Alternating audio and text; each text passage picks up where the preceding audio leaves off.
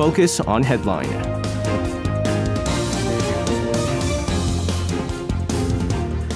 All right, let's take a look at what major issues are making the headlines today on Focus on Headline. Today, joining us in the studio, we have our reporters, Lee-ji-young and Yoon Suk Yeol. Guys, welcome back. Good evening.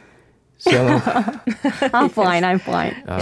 for our listeners who are tuning in from radio and not on our live YouTube streaming, Seyoung has a eye patch and Excuse me, guys. Just ignore it. she's a trooper is what she is. She is a Right. soldier. She's, despite the fact that she only has one eye that she can use, it doesn't matter. You are a trooper. We do appreciate that. Thank you. We're going to start things off, of course, with... that's right. I also have to mention, I forgot, thank you, producer. Ji-young was in the emergency room.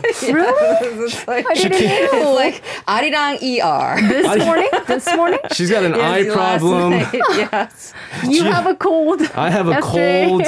Ji-young's went to the emergency room. A hot mess up in here. Everyone's sick today. This is emergency room now, is what's happening right now. Hope everyone else is feeling okay. Guys, we're going to talk about really...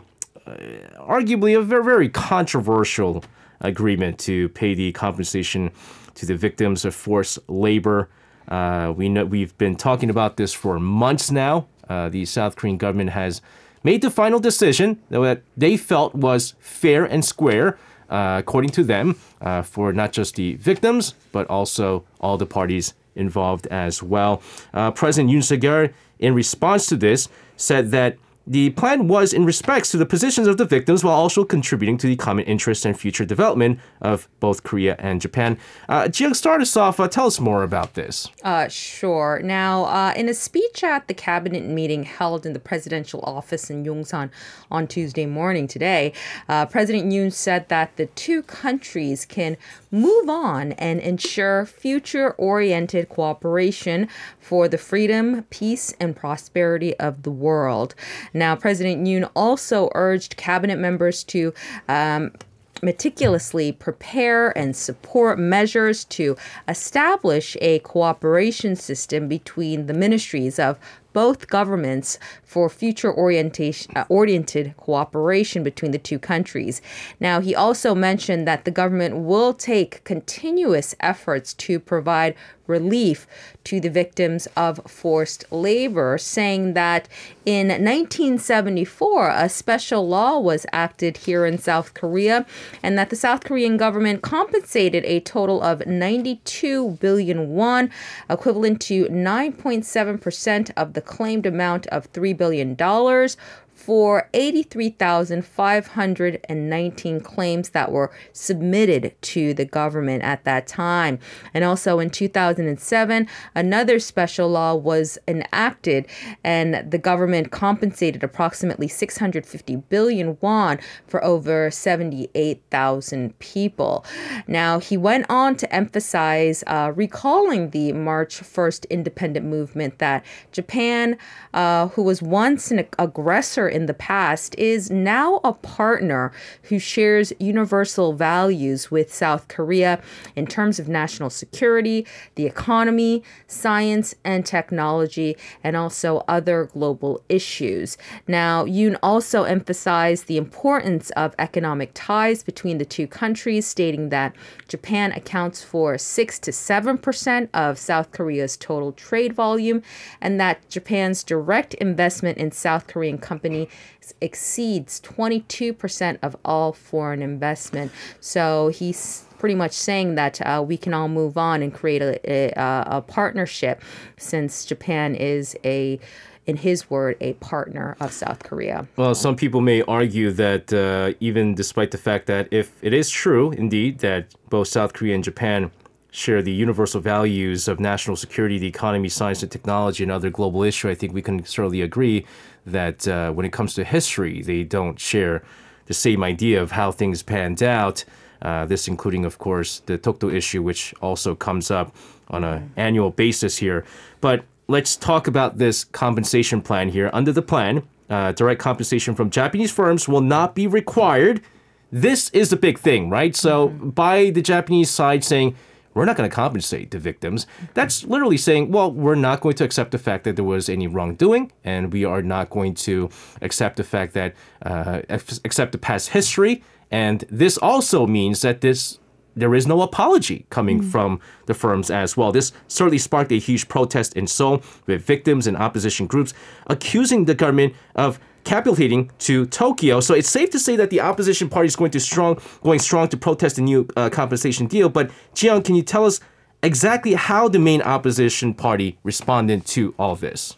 Sure. Now, the Democratic Party is, of course, certainly not happy, and they're fighting the government's deal with Japan to compensate for the damages suffered by victims of forced labor during the Japanese colonial period. And the Democratic Party's lawmaker Kim Sung-hwan said that one of the victims of the forced labor, Yang Gum-duk, called President Yoon a Japanese person because he is working, in her words, he is working for Japan's interest instead of the victims. And she continued on to say that even the whole nation is asking which country President Yoon is actually from. Now, Kim also said that reversing the Supreme Court ruling clearly states the illegality of colonial rule and the compensation for all of the offenses committed by Japanese companies. And having a third party pay compensation is a clear violation, and claim that history will tell that this government is a pro-Japanese administration. Now, Kim also expressed concern, saying that if this is a step for the government to isolate China while participating in the Korea-US-Japan military alliance, then they must consider that it will create a new Cold War era, which will escalate tensions in the region in the long run. And also, there was criticism that this is a deja vu from the Park Geun-hye's administration when the government signed an agreement on sex slaves that were taken by the Japanese military in World War II. This agreement was signed in 2015. And this also received strong criticism at that time. And many say that this was one of the first moves or first pushback from the people that actually started of kind of saying, hey, questioning her leadership, and kind of was the spark that kind of like pulled the camel's back for her impeachment. Right, exactly. And at the same time, a lot of people are saying that probably that the Yoon administration may have learned a bit from the 2015 Comfort Women deal, that they were probably not going to find that path. And it kind of seemed that way, right? Because it came out and said, listen, we're going to try to find a deal that's also going to be in respects to the victims, right? And that was like the main thing. It didn't matter how much it was, as long as there was a proper apology in place. And that's the big thing, is that there is no proper apology. Exactly. Because naturally so, if the Japanese side is not getting involved with this, naturally, that's like saying, then it's the Korean side that's doing all this. Is the Korean side apologizing to the victims for what?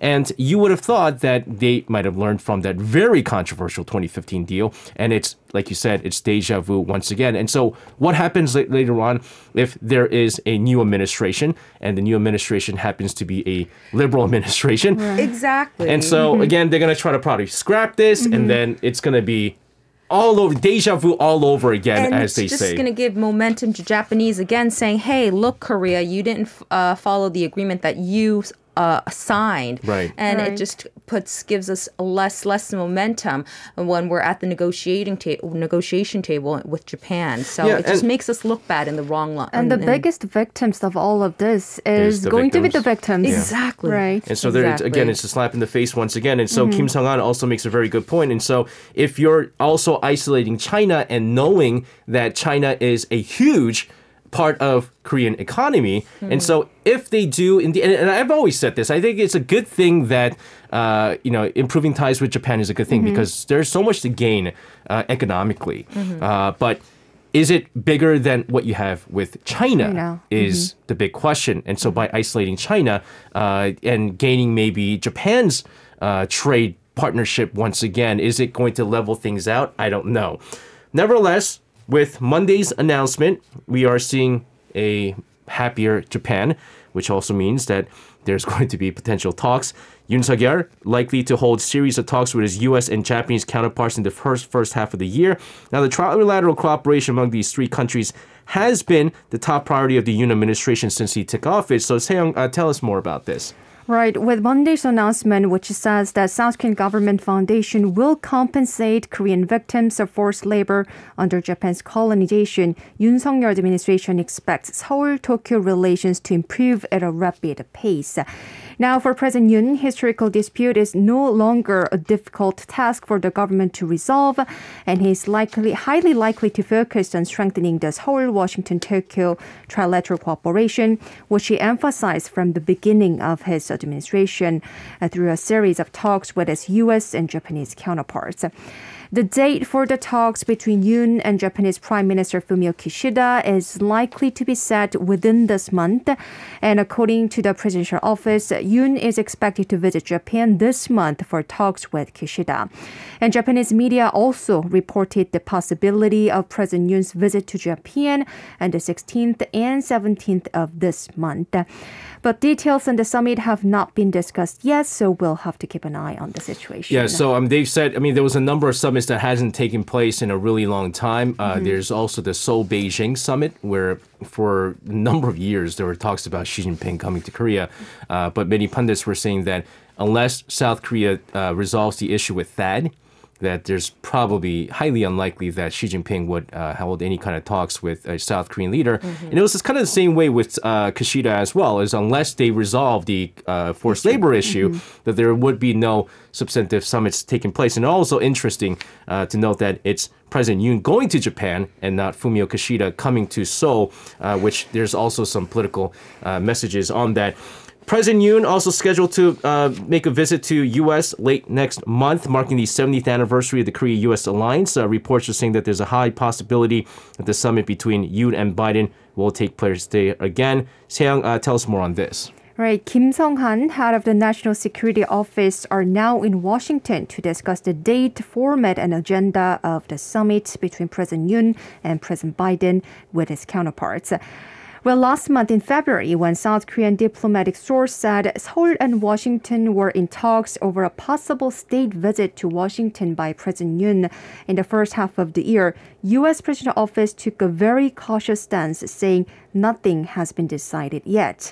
However, things have changed now, and the U.S. has hoped South Korea and Japan will resolve historical issue between two countries. So three of them, U.S., Japan, and South Korea, will be able to work together to strengthen a security alliance and check China and North Korea at the same time. And for that reason, Monday's announcement was a very pleasant news for Washington, because for the U.S. side, the obstacle that made it difficult for the three countries to cooperate has been removed. And we can see that from Biden's remark. President Biden hailed the groundbreaking South Korean plan to compensate victims of Japan's forced labor. And that reflects the U.S. position, which also raises the possibility of bilateral meeting between Yoon and Biden, or even a state visit to Washington by President Yoon Suk Yeol. On top of that, the leaders of three countries, South Korea, the U.S., and Japan, are likely to gather together at the G7 summit in Hiroshima, Japan in May. South Korea, which is not a member of the G7, can attend as a guest country, just like it did during previous administration. And it's true that it's important to attend such summit for diplomatic achievements and national interests. But on the other hand, some criticize that the South Korean government announced a solution too hastily to mend frayed ties with Japan and to be invited to G7 summit. Right, because previously, the former Moon administration, Japan was always very much, because there were talks about expanding the G7, right? And then expand it so that South Korea will eventually be included in as well. And Japan was like, no way, Jose. We're going to be the only country, and we're going to call it G7. And it's always the host country that invites different countries. And we knew that if it was going to be another liberal administration in 2023, that there's no way that South Korea was going to get invited. But obviously with bilateral ties improving greatly under the Yoon administration, that South Korea, of course, would be invited to the G7 summit there. Japan is not the only country very happy with the solutions made by the South Korean government. The United States has also expressed support for South Korea's proposal to address this long disputed issue of compensating the Korean victims of Japan's wartime labor. Jiyoung, tell us more about Washington's side here. Sure. Now, on Monday, U.S. State Department spokesperson Ned Price announced that the U.S. is pleased that South Korea and Japan have concluded their bilateral discussions to address historical issues. Now, Price praised the leadership of South Korean President Yoon Suk Yeol and Japanese Prime Minister Fumio Kishida for their bold vision in making decisions on historic resolutions, and said that the U.S. has a strong relationship with both countries and seeks to deepen the trilateral partnership for a free and open Indo-Pacific. Now, the U.S. State Department spokesperson also spoke about the importance of trilateral cooperations in terms of the challenges that are posed by North Korea. Now, while the plan to establish a private fund to compensate Korean victims has been welcomed by the United States, it also has been met with criticism, as we spoke. Now, with some victims calling for a formal apology from Japan. Now, when asked whether the U.S. thinks that Japan owes the victims an apology, Price told reporters that the issue of history are quite difficult and complicated, and any apology is ultimately up to the two countries to decide. But he stated that the U.S. will play a supportive role to its treaty allies. In the meantime, Ministry of National Defense announcing on Tuesday they'll be reviewing various ways to strengthen security cooperation between Korea-US and Korea-Japan. This, of course, in connection with the government's announcement made on Monday. Seoung, you have more on this. Yes, the Ministry of National Defense is also expected to focus on trilateral security cooperation with the U.S. and Japan in line with the government. Asked about the prospects of resolving pending defense issues between two countries after the government announced the solution to forced labor, Defense Ministry spokesman Jeon Ha-gyu said at a regular briefing, the Ministry of National Defense will also review all aspects to strengthen security cooperation between South Korea-US and South Korea-Japan. However, here is another issue that needs to be resolved first to move forward and develop Seoul-Tokyo Security Alliance, which is a dispute over a South Korean destroyer's alleged later lock on a Japanese patrol plane back in 2018. In 2018, Japan accused the South Korean warship of having targeted its maritime self-defense forces patrol aircraft.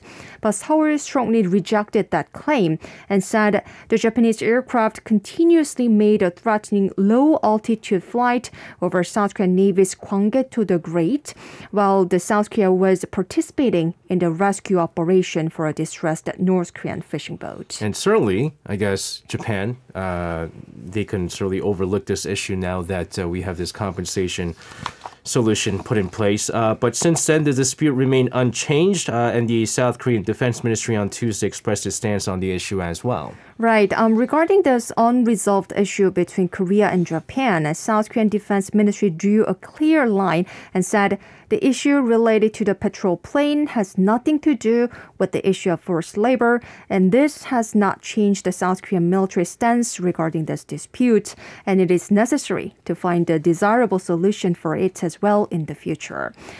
There has been actually a dialogue between the two countries regarding this dispute. In September last year, after the Vice Defense Ministers meeting in Seoul, Vice Defense Minister Shin Bum-chul said the two sides agreed that the patrol plane incident needs to be resolved for cooperation and development between the two defense ministries, and both sides decided to further discuss the matter at the working level. So discussions are expected to continue because it needs to be resolved in order to strengthen security cooperation between two countries.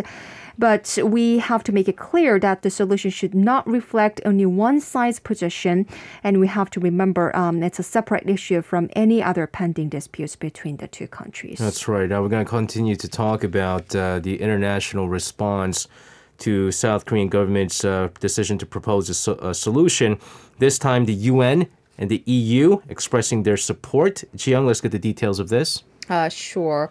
In a brief statement released on Monday, the EU spokesperson from the European External Active Services, also known as EEAS, said that the EU welcomed the important measure announced by South Korea today as part of efforts to improve bilateral relations between South Korea and Japan and build a future-oriented relationship. Now, the statement went on to say that Korea and Japan are both very important and strategic partner countries for the European Union and emphasized the close cooperation between South Korea and Japan and also the importance of their relationship for promoting a free and open Indo-Pacific region based on international norms.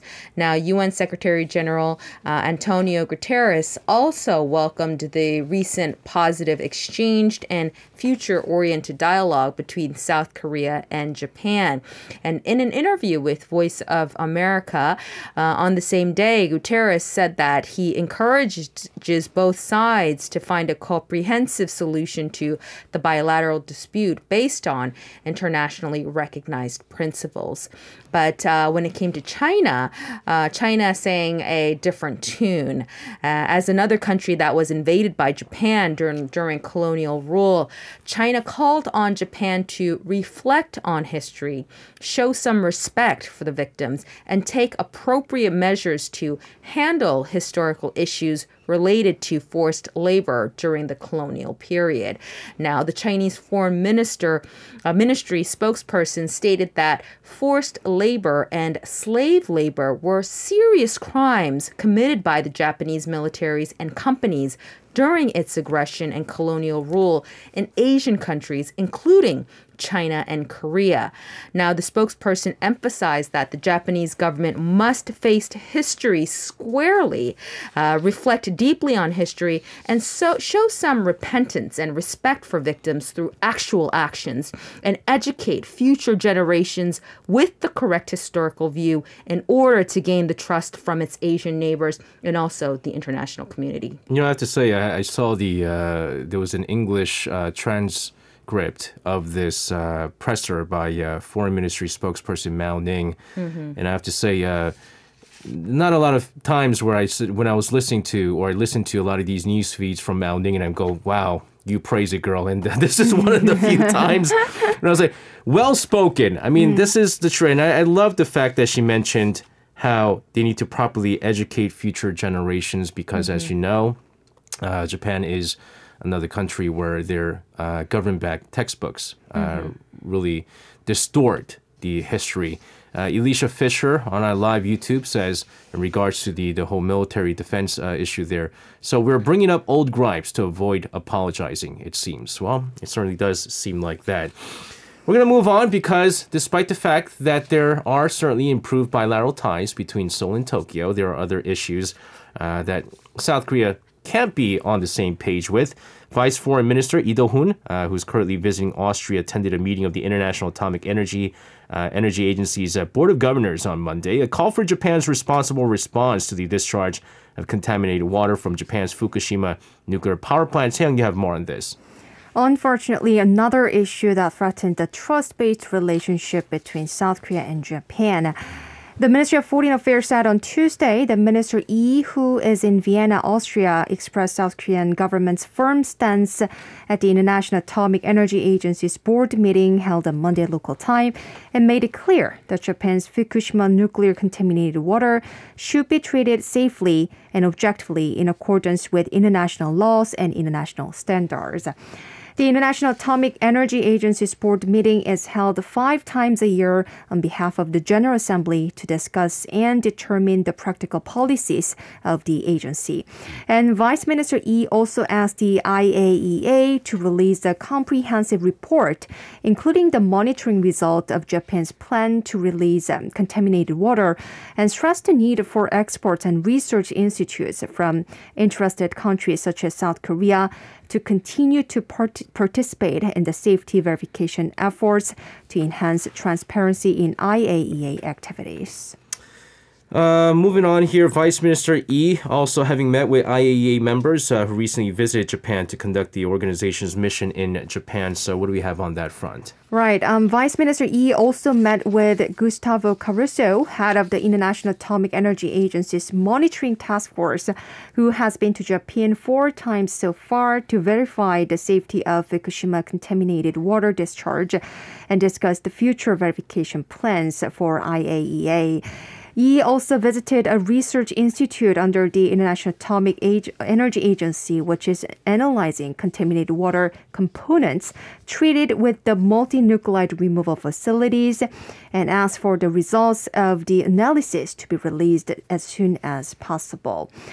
Despite serious concerns from the neighboring countries, the Japanese government announced in April 2021 that it would release more than 1 million tons of treated wastewater from the Fukushima nuclear plant into the sea from this spring, before the contaminated water tanks in Fukushima become full, and it has never changed its position.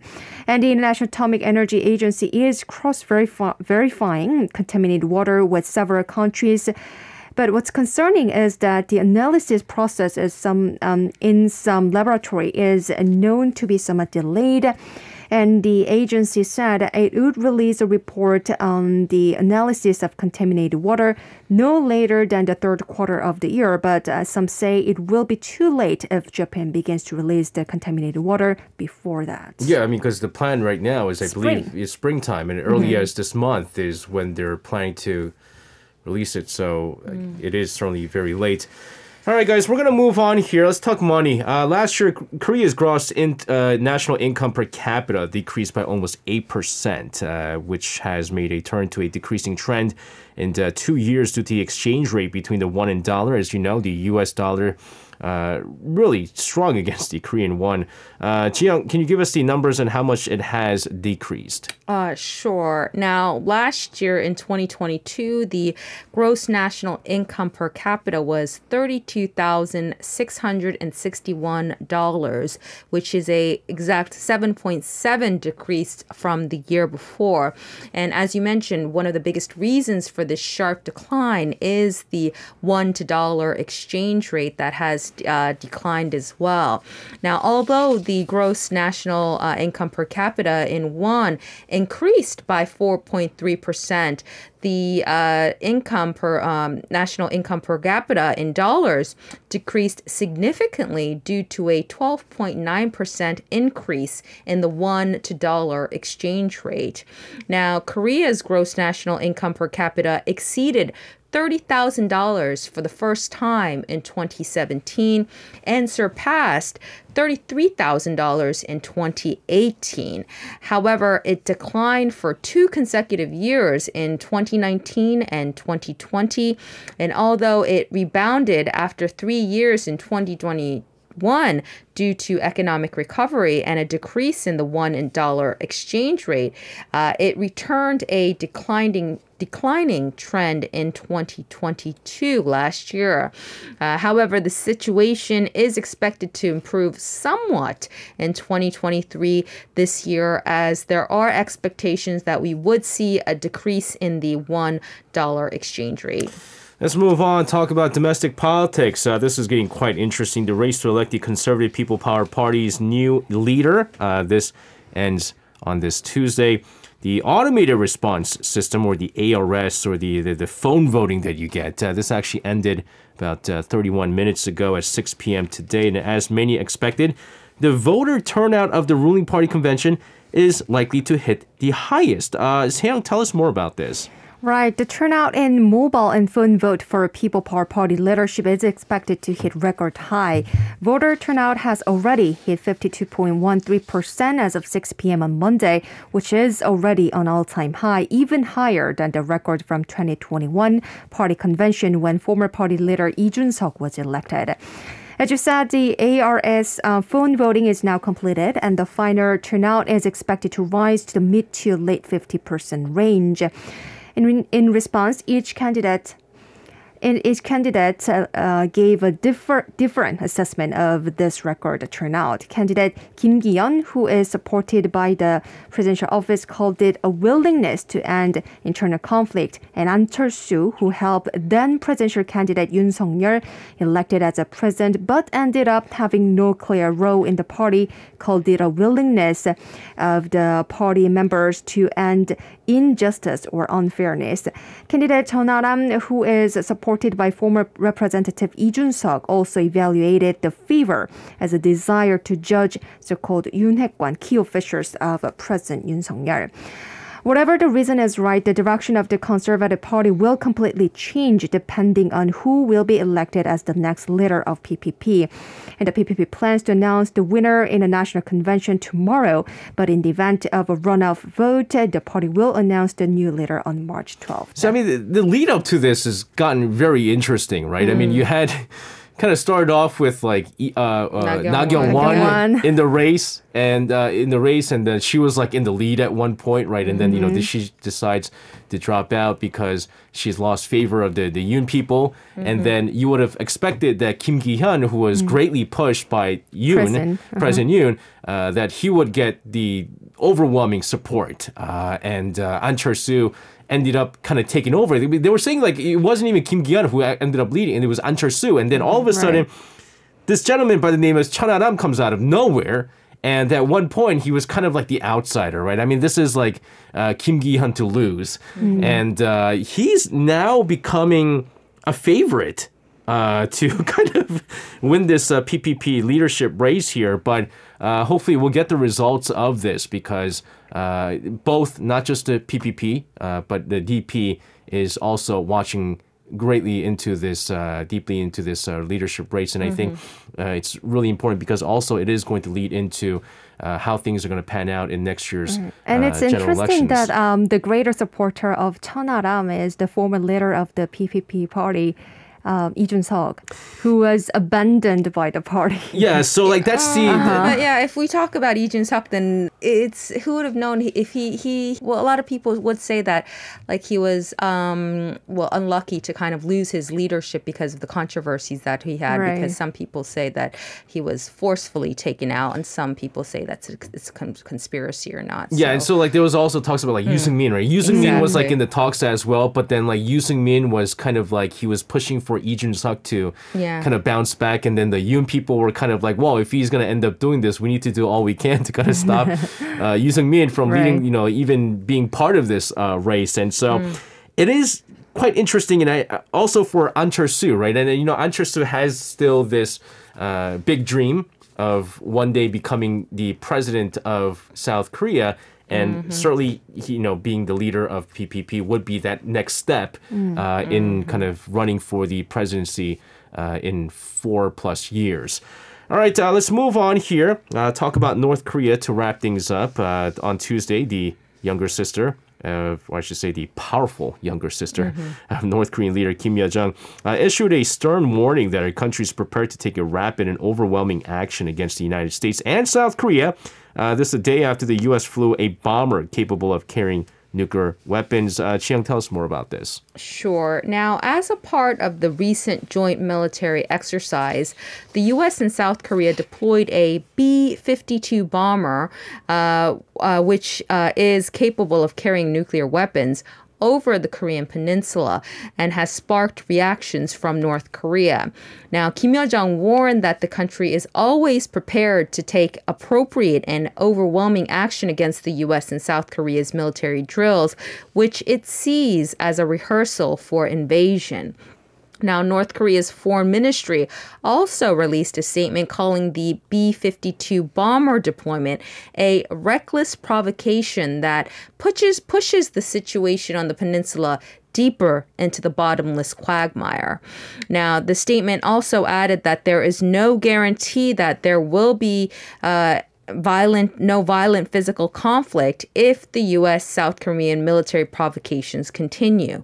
Now, Kim Yo-jong didn't provide details, but she criticized the restless military moves by the U.S. and South Korea, saying that they provide North Korea with conditions for being forced to take action. Yeah, basically, I think what also Kim Yo-jong was saying that, I mean, because it's highly likely when the Freedom Shield exercises take place with South Korea and the United States, that there's going to be some kind of missile provocation from the north, right? And so Kim Yo-jong came out saying that, look, listen, all these missile tests that we're conducting, it's under our jurisdiction, it's in our territory.